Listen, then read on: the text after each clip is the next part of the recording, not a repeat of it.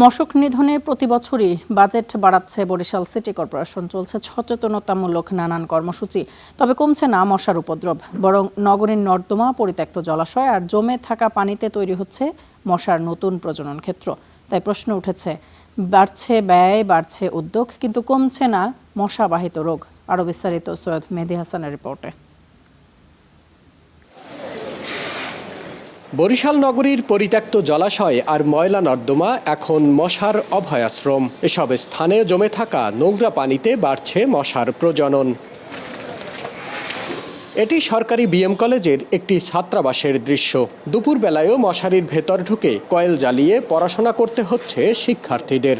Safety ট্যাঙ্কগুলো আছে, সেগুলোর মোটামুটি ঢাকনাও নেই অনেকটার, যার ভিতর মশা খুব পরিমাণ জন্মগ্রহণ করে এবং বিস্তার লাভ করে, যার ফলে আমাদের এই মশার উপদ্রব দিন দিন বেড়ে যাচ্ছে। মশার উপদ্রব ঠেকাতে যেন যুদ্ধ ঘোষণা করেছে খোদ সিটি কর্পোরেশন। 2 বছরের ব্যবধানে মশক নিধনে কীটনাশক কেনার বাজেটও বাড়ানো হয়েছে প্রায় 1 কোটি টাকা। আমাদের আগে 10টি ফগার ছিল, এখন 30টি ফগার। প্রতিটি ফগার চালাতে আমাদের যে পেট্রোল লাগে, যে মশক ঔষধ লাগে, সুতরাং তো কাজের পরিধি বাড়লে আমাদের তো স্বাভাবিকভাবে এর ব্যয়ভার তো বাড়বেই। বাজেট বাড়লেও বাস্তব চিত্র বলছে ভিন্ন কথা। স্থানীয়দের অভিযোগ, নগরীর গুরুত্বপূর্ণ এলাকায় নিয়মিত মশক নিধন অভিযান দেখা গেলেও প্রান্তিক জনবসতিতে ওষুধ ছিটানো হয় কালে ভদ্রে।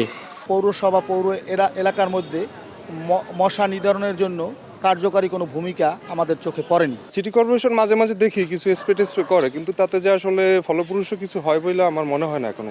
এমন বাস্তবতায় পরিচ্ছন্নতা কার্যক্রম জোরদারের উপর গুরুত্ব দিচ্ছেন নগর কর্তৃপক্ষ।